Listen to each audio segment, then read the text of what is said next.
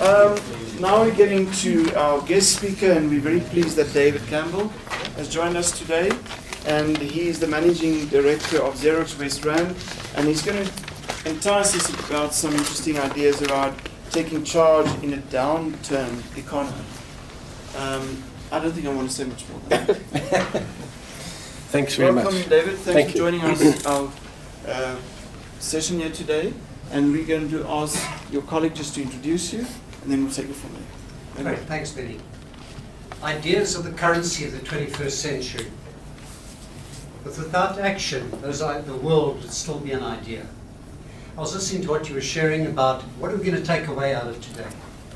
And in discussion with David and engaging with hundreds of CEOs, we're asking ourselves and thinking about Da Vinci, is a Curiosita. We come here today, and Roy and you have really prompted something from an academic point of view to help us question, to think, to look differently at what are alternatives. But the second part in Da Vinci, where I see he's got 7 principles, is the demonstrazione. And that's what David's concern is about. It's great talking about things.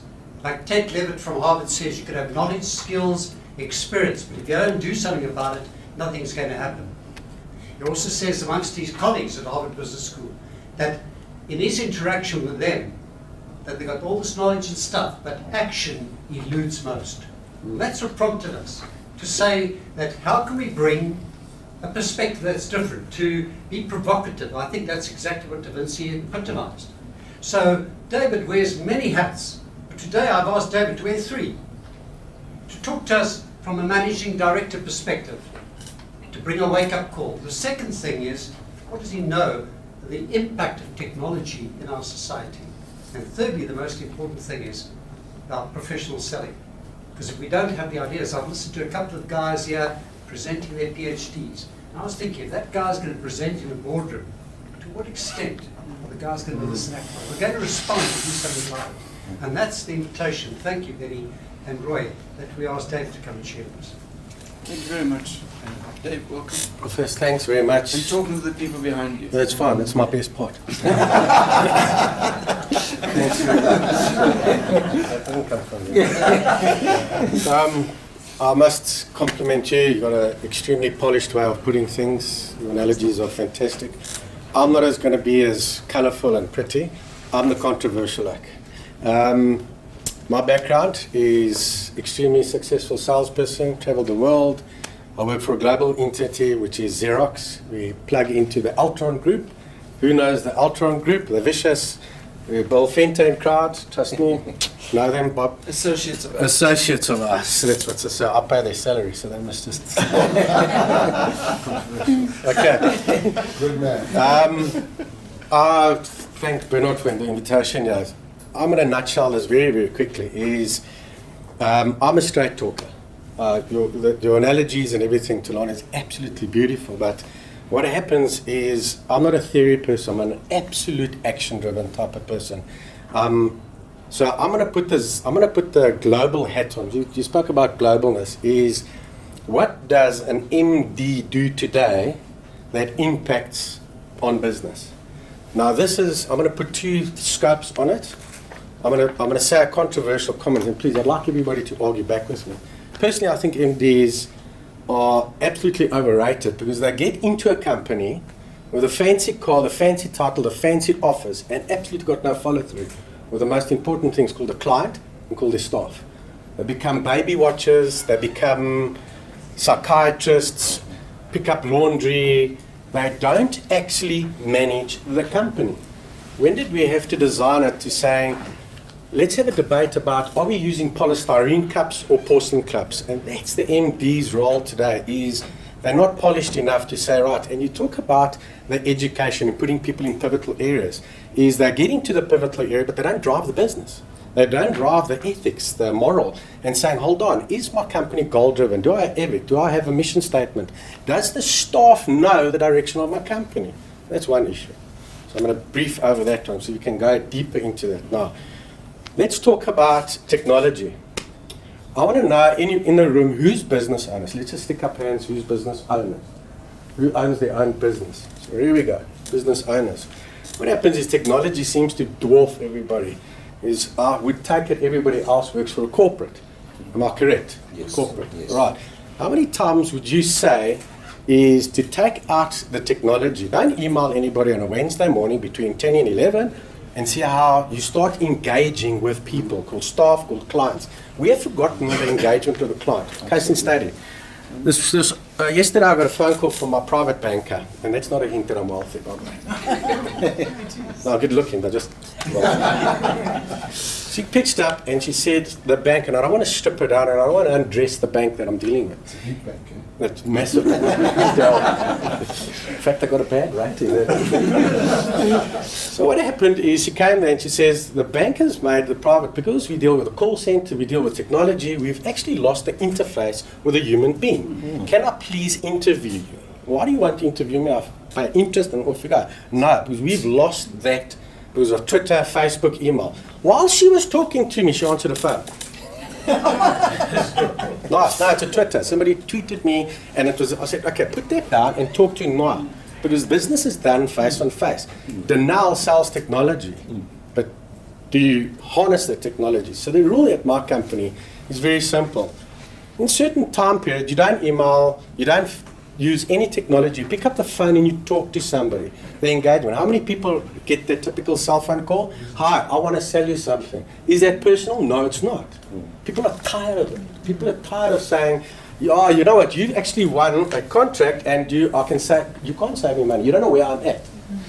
Well, people are getting tired. So what happens is that technology can be an enhancement tool, but it also can be a brain drain for the company. Meaning, I say to a staff member, can you please, have you spoken to Thulani? Yeah, I emailed him. No, you didn't. That's not talking to my client. Please speak to him face to face, understand the problem. Trust me, I can talk and get through that problem a lot quicker. That's one issue. That's very brief. We'll go into deeper. Now, sales. So everybody here, sitting here, is doing a postgraduate degree. Am I correct? What do you do with that degree? I'm not stripping anybody of education. But what happens is, I'm going to use just a slight analogy, which is Deloitte and Touche employ the typical CA. So he's just come out of postgraduate, the oak's got clean water, and he hits the floor running. But he gets into a partnership on the 16th floor.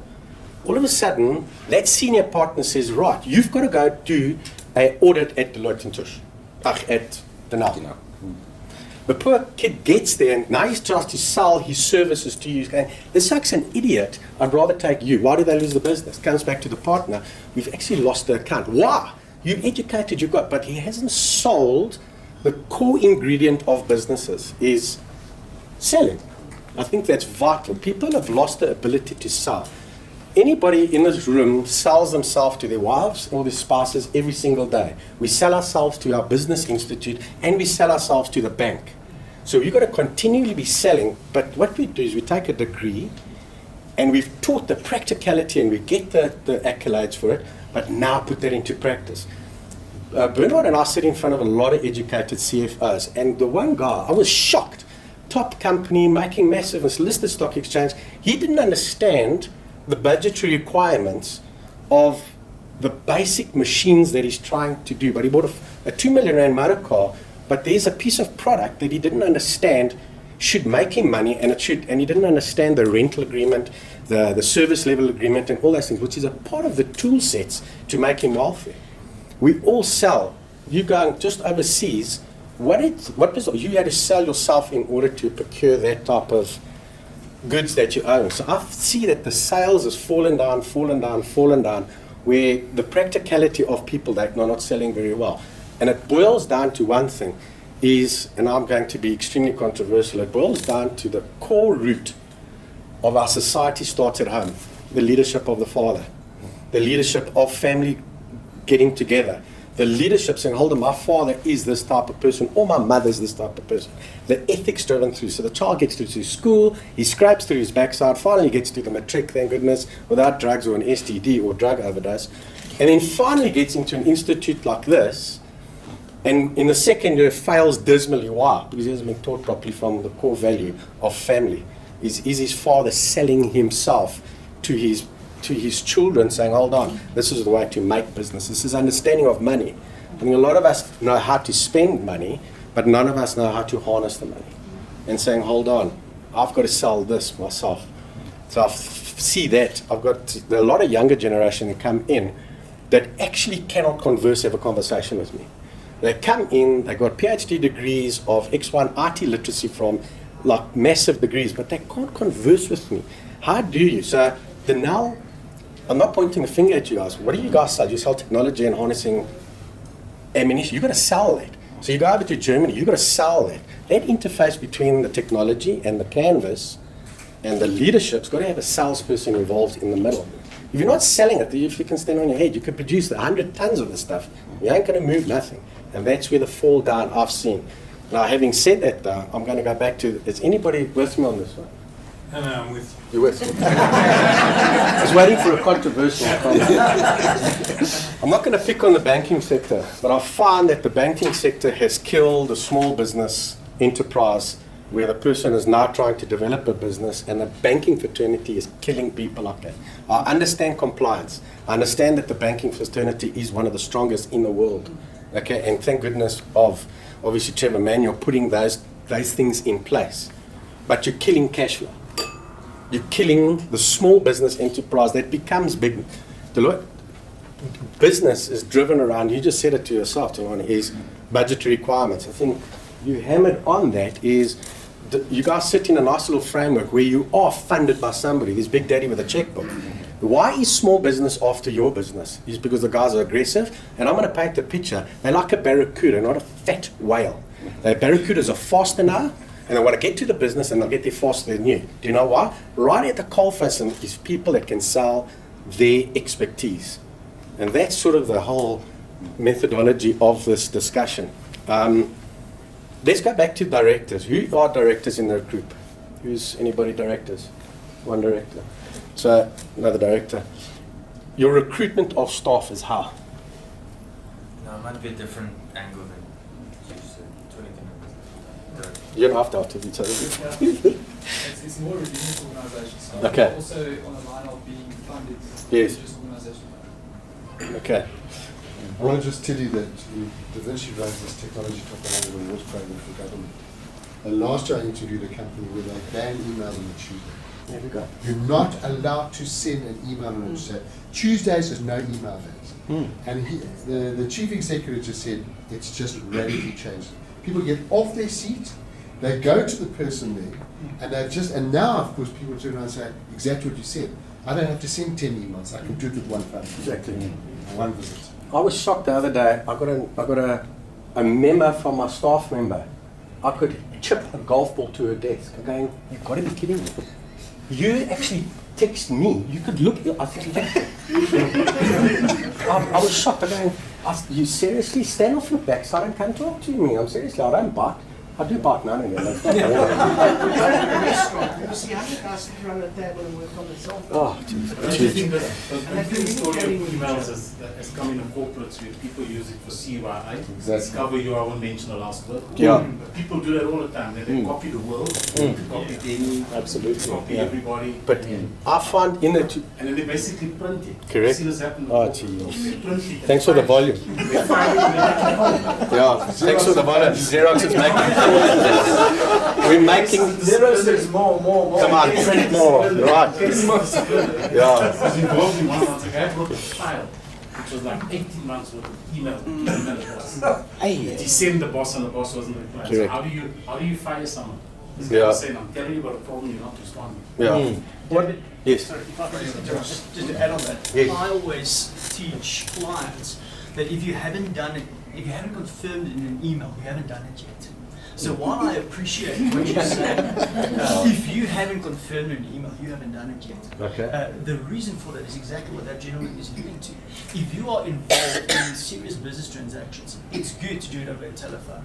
But sometimes you need to confirm all that information in an email so that you make sure that both myself and the client are exactly on the same page. And you can read into it whatever you want, but at least I know how I understand it. And especially in terms of the Consumer Protection Act, it relies on so many aspects that both parties need to understand to make sure they're on the same page. But Emma, what I hear is he's not necessarily saying it's wrong, but Yeah. what I hear is we're developing a different way of engaging. Absolutely.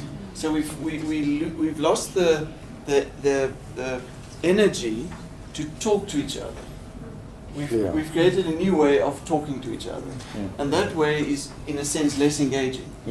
It's more compliant, but it's less engaging. So, That's what I hear you say. yeah, so if you just, not to argue the point, is Warren Buffett bought his second company in a handshake. It's called ethics in business, and the problem being, and I'm going to knock South Africa. Look, I'm a patriot of this country and I spent 3 years in the army. Is we've lost the ability to trust one's word. So we have to put it in writing. No, but you didn't say that. But was that sexual harassment? But you took a handshake. I've closed a couple of deals on a handshake. Boeremark, how's it? Short pants. And shook it, and that was the man of his word. Other times I've done, and I've been sued twice this year because you said, I said, and I've had a legal contract. Now I says, seriously, the CPA, I wipe my backside on it. So even that, and it was a contractual agreement. I got sued, and I'm going, no, but there's your signature. No, but you know what, that I was having a bad day. Okay. So even that, not to allude to the point, but I think as business generally, is we got to start bringing back into business the ethics and the moral of business. And it's got to start from the MD level. Absolutely. Because the MD, and you know what, staff see it. The staff work for me. I don't put up in a fancy car because the staff saying, hold on, but this sucks on a cascade of making fortunes out of us. So what happens is the people that we work for are being undermined, saying, hold on, you're just the workforce, you shut up, you sit there, and you make us money. Stashing the money somewhere else. Correct, no, I am. That's what I meant. Yes. I'm trying to get a proper understanding of what you are saying here. I think you are saying that certain types of communication methods or something will be more effective in certain situations. Correct. Now, that electronic communication, say email, fax, or things like that, have a particular efficiency Correct. that is less than electronic communication, voice communication, Yes. like you're saying. Correct. Okay, and that is also has a less efficiency than meeting somebody face to face Correct. and talking. That's right. So you are graduating these modes of communication. That's right. I'm trying to say that one should be, we should. Correct. Yeah. Actually, I think I'm seeing it, because I deal with some government departments where I have to go and advise them on how to implement some infrastructure projects and so. So anytime I send an email, or sometimes I wake up in the morning and check my email, I see about 20, 30, 40 emails from so many people, either talking about something or something in different ways. Then I pick up a phone and try to clarify. Somebody say, no, I didn't understand it this way, or this one said, I didn't understand it this way. So can I come and have a chat with you? Then they'll see it is possible that when I come in and have a chat, we are going to sort these things out more clearly. Probably because there is also, what they call it, some people are quite sly, They probably don't want to see you. Yeah. They get a point. They just don't, and you can see quite a lot of that in government departments. So people don't want to see you. So they want to send an email, and they can look an email and ignore it. And they can see a phone call and talk to you and talk to you and talk to you, and they won't do what you want them That's to right, do. yeah. And when you want to see them personally, they will give you reasons why they will not see you. That's right. Do you get it? So they also have motives, and certain modes actually serve some motives best. Yeah. Okay.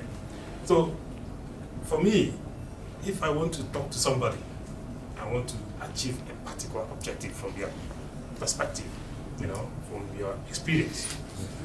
You are saying that it is better for me to go and meet that person face to face. Massively. By country mile. More deals are closed across a table across a table than by an email. I say to my staff consistently, and this is a XEROX worldwide trend, is don't email me a proposal. Send it, sit in front of me, we open up the page, touch and feel it. Everybody touched and feel the product today that we produce. If it was black and white, I'll tell you now to be tossed, because it's color and you felt it, it made sense to you straight away. So we've lost that in South Africa because it's just too quickly to do that. And what I'm saying is that drives sales. Sales drives the economy. You sell a product, you sell a product. So just to expand on that, is we got to be a sales-driven country. Why did America right now just start pulling themselves out of that massive recession? because they got off their backside. GM was one of them, Chrysler, all those big boys, is they started to sell more face-on-face engagement to clients. Don't look on my website. My website might give you an introduction to my company to see am I a viable company to deal with. But the face-on-face deliberated contract was done by the Americans that way. And the XEROX has pushed that now massively forward to South Africa as an entity. Ben, you want to? Yeah, just Interesting. Just a few things. One thing is there's no venture capital in South Africa. Okay, and Elon Musk couldn't find money here to make himself a couple of $1 billion overseas because he pitched here and couldn't reach a person that understood his program. Yeah. He went to America and there was a lot of venture capital there. He pitched there and he got a couple of billion with a lot of hard work, obviously. So he's got his first, second, and third. Now we say, look at that great South Africa. But he's an American. He's taken his project elsewhere because there was no capital available for ideas. People understand the passion of ideas. Equipment can never read the passion in a person. That's number one. The small business, sorry, I'm from the Johannesburg Chamber of Commerce and Industry. Small businesses come to me and they complain a lot about not being able to access capital because the computer said they can't qualify Yes. for credit. Okay, so I'm with you on personal contact.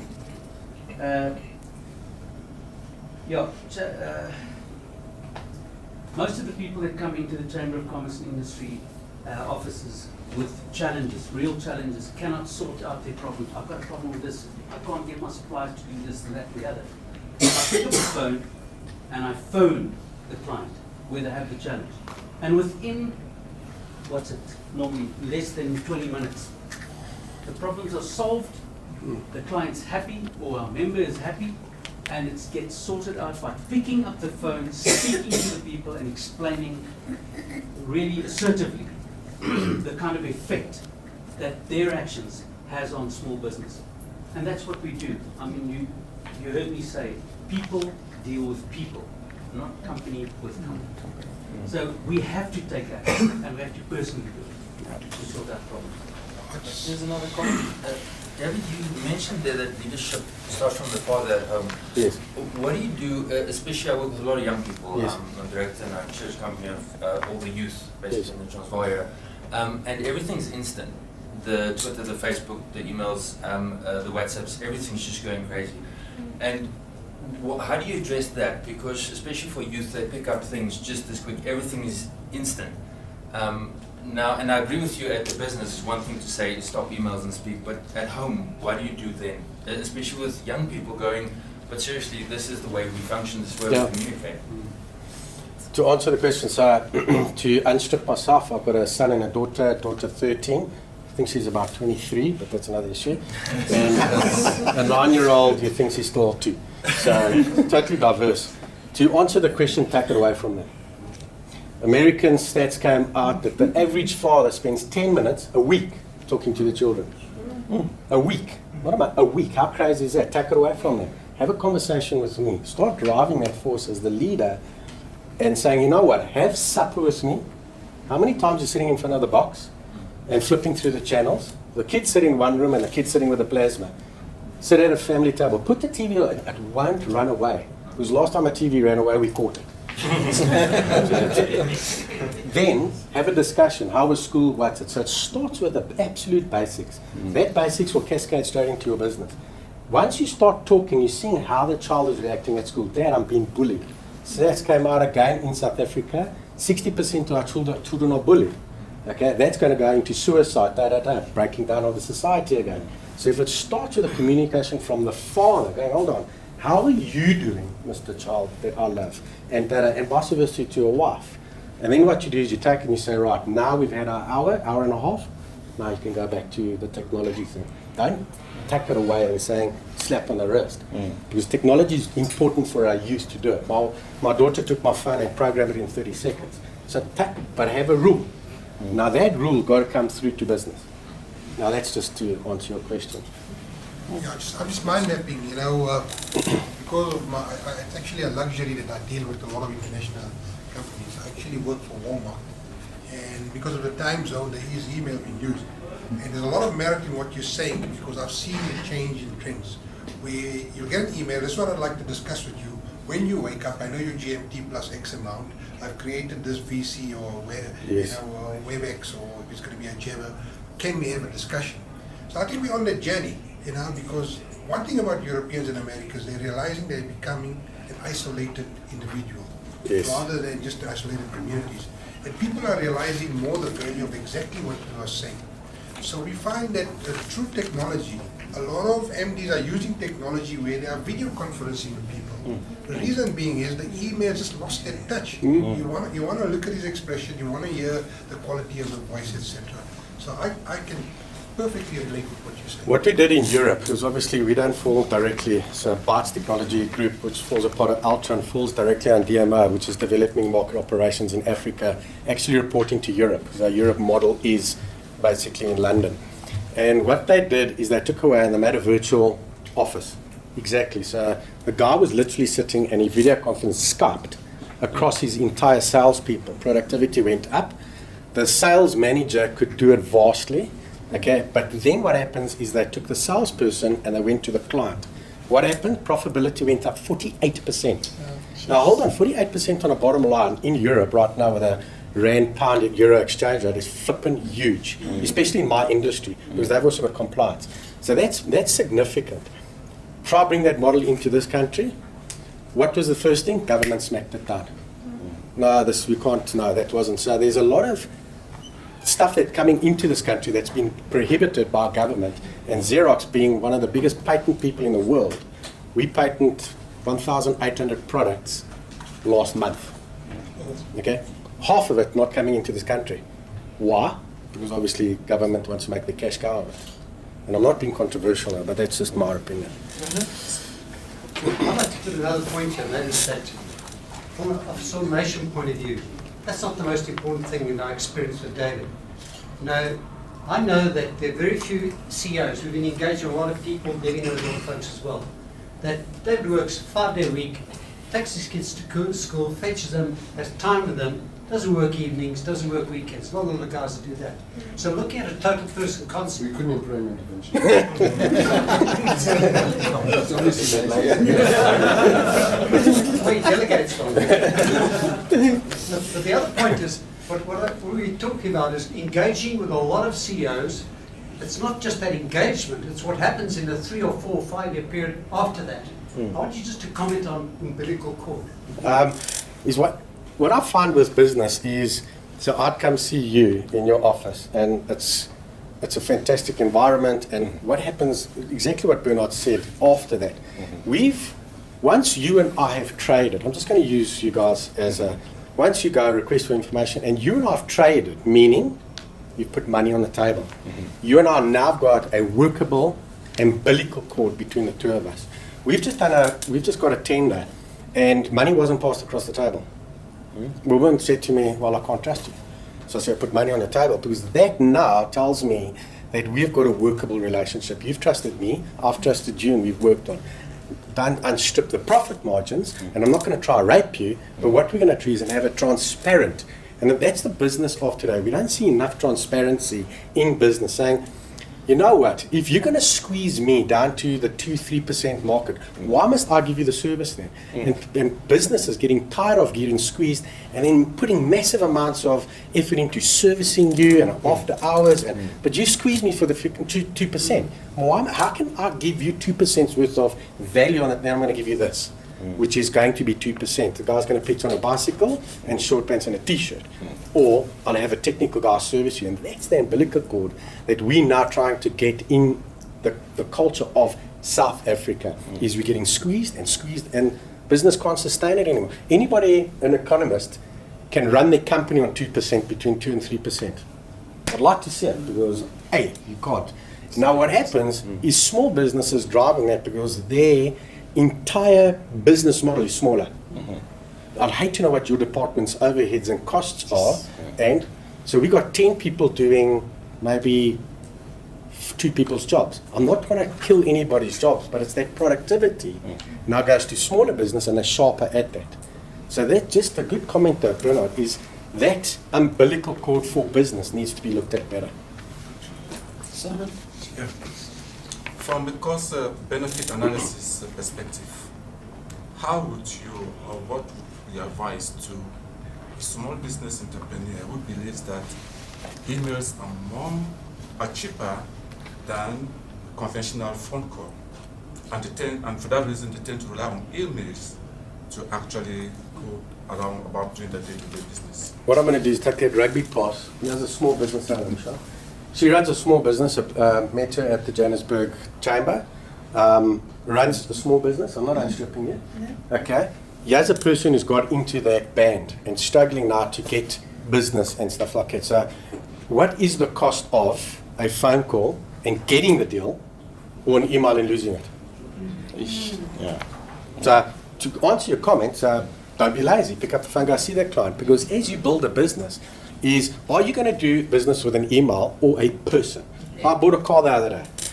Firstly, the salesperson is lazy, didn't get off their backside, moving to it. I walked in, I'm a paying client. The salesperson dragged his backside to me. He didn't know the product because it was just an order taking. You're just some dumb client walking out, just going, another order. And I looked at him and I thought, you know what, you're going to lose this. I'm not lying. I went across the road and bought pretty much the same model. The salesperson was on tap, walk, email, Then I got SMS, please meet the F&I manager. The F&I manager met me at the door, going, hold on, I feel important now. You're going through the same business process. So people still want to engage with people. So what is that cost to business across the board relative to losing that? As you're building your business, you will retain the client. Your retention of that client would remain better than just an email. We're not I don't want to strip the product down. It's like we're not a Hyperama where you're going to walk and go, no, pay. We're going to need to build up those type of relationships, and that builds profitability. And all of a sudden, small business starts to become medium business. Now, I've got a friend who owns 4 restaurants in Parktown.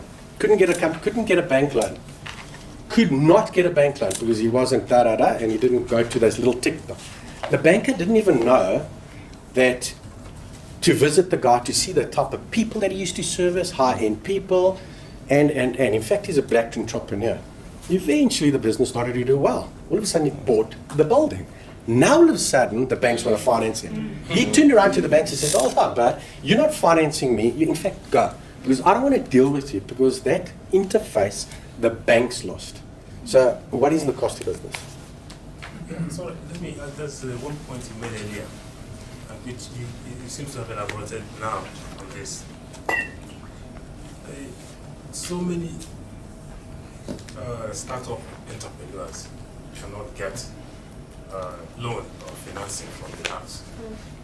Okay, conventional banks and the small and medium enterprise financing banks are not the stuff they're there. But it's very difficult. I know that from the construction industry. Yeah. It's almost near impossible to get. Now, the point is this, the people in the banks they are not entrepreneurs, okay? They are, they are risk analysts. Avoidance. They are risk analysts. Avoidance. And they avoid risk a lot. Of course they do. And they sound quite intelligent anytime they are talking, but you know this is not creativity, you know? So, you see, they created a lot of checklists of certain things and they put it in there. So somebody comes with an idea and they will turn it down. That's it. Turn it down and they will turn it down and Yes. turn it down. This is killing a lot of people who have ideas. Yes. Who are not conventional risk Business thinkers. analyst thinkers. Correct. Analyst thinkers. They are risk takers. Okay. Businessmen are risk takers. Yeah. So this is where a point of divergence. Now, the point, Amadio, you don't seem to have an answer to what you're going to do. Okay. In this, how we are going to solve this situation. Maybe let's get some business people to advise banks. Right. To Who they answer are going to give a loan and whom they are not going to give a loan. To Not answer- this kind of people who sit down Yeah. every time and analyze. To answer your question 100%. Now, what happens is you've got a small entrepreneur. How many years do you have? Okay, so we're going to take this type of business. So what you do is you've got to involve yourself with the entire business of your area. So what I would do is, if I was opening up a small business, look at the chamber.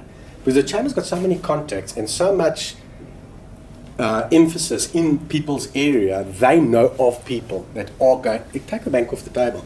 They know of people that have got money, they can lend it, not loan sharks. I'm talking private equity. The guys can say, hold on, that's a flippin' unbelievable idea. Hold on. And then that brain power that comes from the chamber cascades into these people and they start building the business. With those type of things, then all of a sudden the stimulus is there. Then the money's on the table and they've got an invested interest because they can do JVs. Maybe you can expand on that. Yeah, Ben? you know, there's a lot of people that can't get funding, especially the smaller people that wants to get into the market. I mean, I had one person there working for a salary, said my family can't get any jobs, and she took a salary and she saved up and she registered a company, formed a little cleaning service. No, I couldn't get her money because she's a salary earner working for SAPS, for the police. And I just saw the passion in this person, and I said, I even gave her a award. Correct. At our last meeting, remember? So within 3 months, she had a company registered. We assisted her. Go there, do this. She did absolutely everything that we helped her with, spoon feeding her. Once she got registered, there was still no money for her. So I picked up the phone and I organized her 3 contracts. We leveraged the 3 contracts to get her money from the bank, from her own bank. Now that she's got contracts, she could leverage the contracts because it was good clients. One turns 200 million. So I said, this is the type of client she's got. You still don't want to fund her? No. Our checkbook's open. Where do you want to go? What do you want to do? So we can leverage it. So we don't just look at the banks. We look at leveraging clients and contracts and invoices to be able to get to the banks because they won't understand. Just one thing I want to say to you, David, don't pick on me. everything boils around, or centers around sales. Everything. Because we sold her to the bank. Correct. But we strategically positioned her in order to build the sale to sell to the bank. So all of a sudden she's a commodity. Now, to us, and I'm talking to you because you know my style is pick up the phone, right, and talk to the people because they can hear your passion. They know. I know she's going to be a success. So invest here. To a banker, and with respect to CAs and everybody that studied long years, I don't know, unfortunately. I'm just a visionary. 1 + 1 is 2, right? But to you, David, 1 + 1 is 7.5. Yeah. All you need to do is do the sale. Okay. Without salespeople, there's no growth. Maybe to point this, I need to maybe throw a question at you, sitting here all pretty. Is the institute, you guys, the Vinsky, you take price gauge and you build them up. Is there no benchmark where you say, right, you've got the degree, you've got everything, tick list, you are now an astute student of, okay, what happens to sales? Is there a process that you guys put in to saying, right, you've got the bachelor's degree, is now how do you sell it? Take a conceptual idea, because you might not work for, you're not going to work for the company the whole life. You're going to maybe sit one day next to the swimming pool, that long whiskey, and go, hold on, there's an idea. How do you take that idea now and transport that idea into actually making money? Does Da Vinci teach people to do that? It's a bit of a challenge. I don't think we have got a defined sales process. But I do think, and the people from Da Vinci that are here can add to that, I do think we've got components that strengthens the notion of finding your voice. Okay. We are strongly focused around finding a voice. And the notion of co-creating reality are key for us. So when let's take Thulani as an example. For Thulani to develop a thesis around leadership within the defense space, Yes. we articulated that's his work-based challenge. Okay. So his interest, his burning platform, his desire Yes. is to create a leadership framework for the defense industry. And it should be of such rigor that it should be ultimately be able to say, I don't need to be employed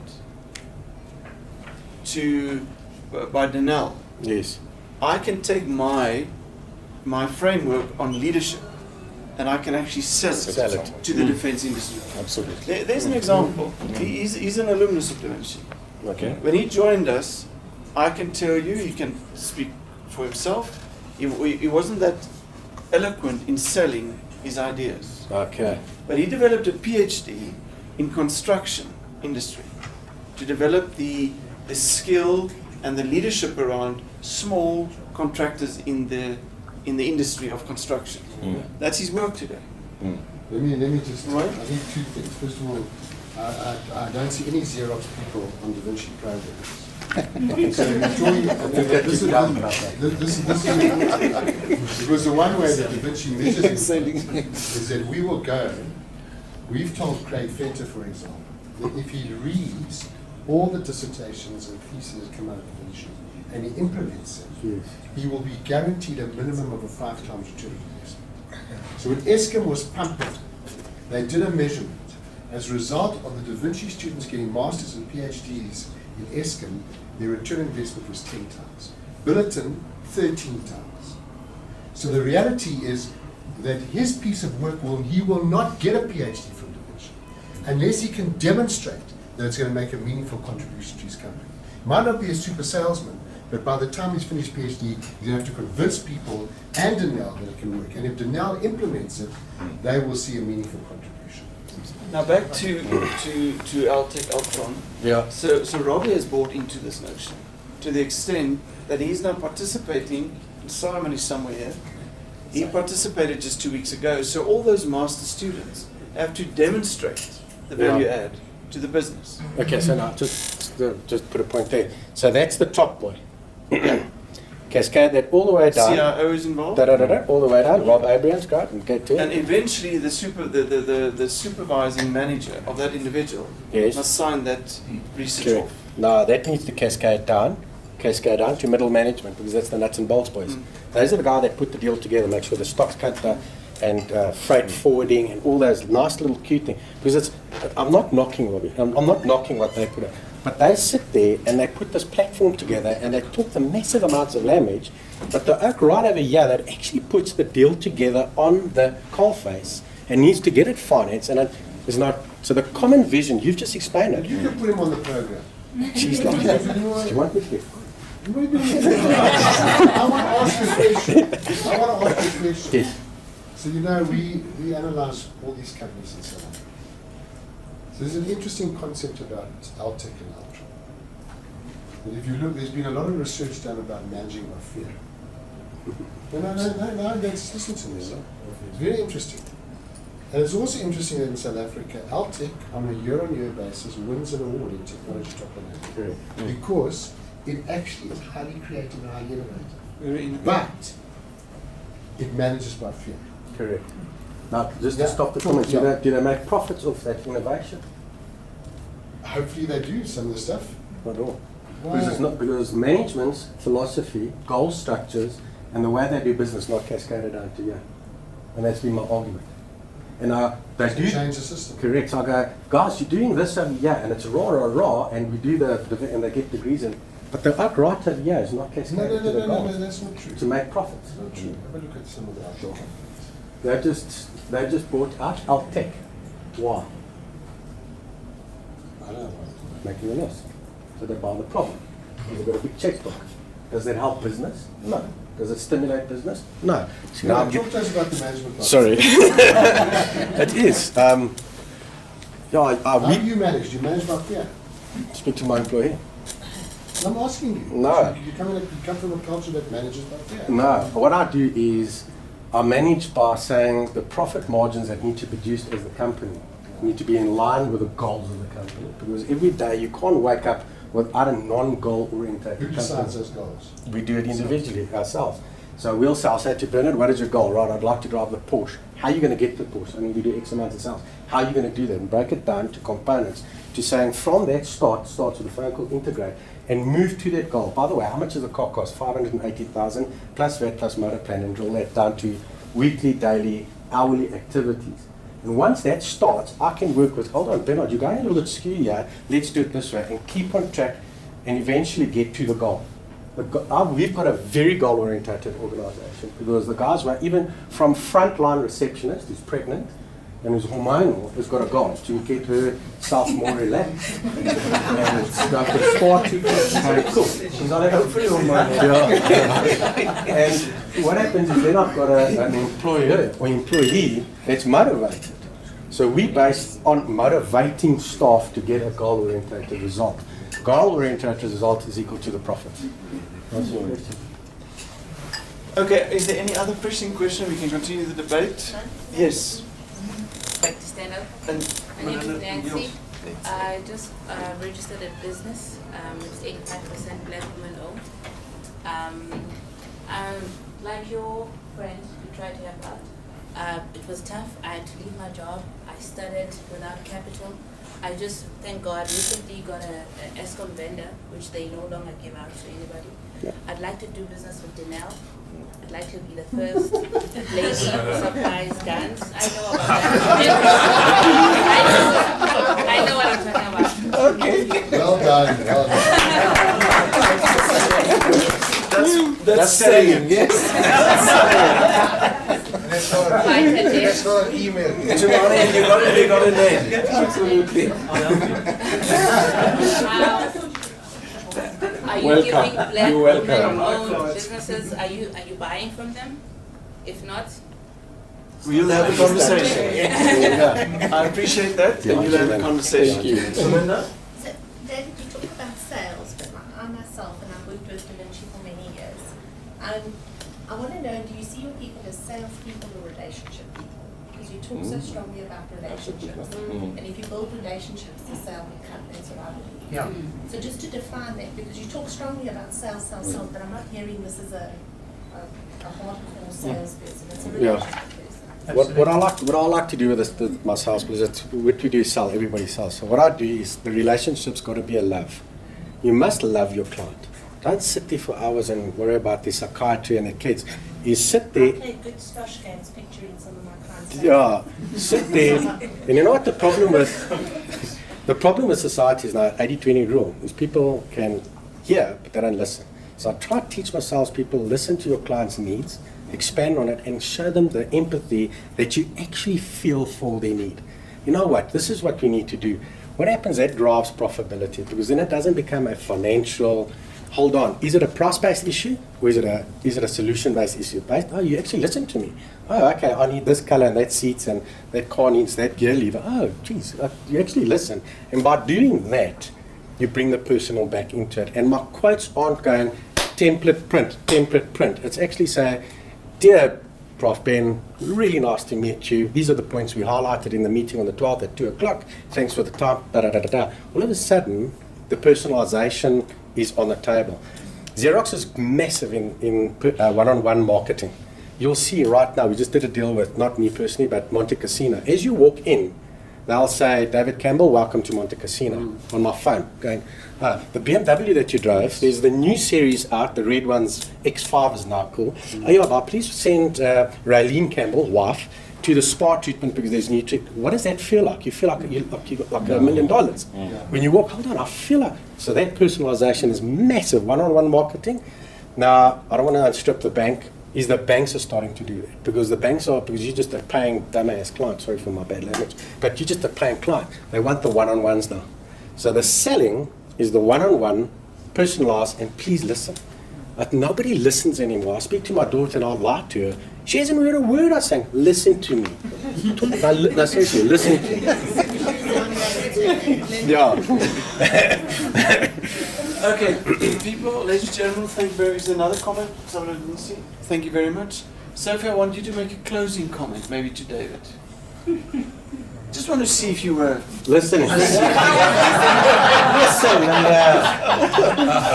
Listen, Linda. So just make a closing comment. Sophie, from your side. Okay, from my side, and I'm going to make my comment from my profession. I'm a mathematics teacher. And what you've said about people not listening, about the importance of interrelationships. You know, I've noticed that in my class, if I go around and say, Johnny, what's that? And then I go somewhere else and I say, is that right? That on its own turns the children around, because they actually notice that I've recognized something that they've done wrong. I don't have to tell them. Sometimes I just have to stop them and have that personal interrelationship, interconnection with what he's thinking, what he has written down, and what is supposed to be there. Yeah. And that actually sorts it out. Sophie, thank you very Thank you. much. David, thank you very much. Pleasure. We've got a gift for you. And the Money. ideal is that you should play with this gift in the presence of us all. But you must solve this problem. Okay. If you're up to it. Yeah, no, I'm praying. Okay. Yeah, of course. So thank you very much for being here. Open it now. Yeah, for those of you who want to see how he solved it, that's great. For Okay. those of you who don't want to, because you're not interested in him, there's some food and some meats and drinks on that side. Thank you for joining us for Thank you the so year. much. We're looking forward to seeing you in February again. Have a good break until the PhDs work on the theses. Thank you very much. Thank you so much, Professor. Thanks, Thulani.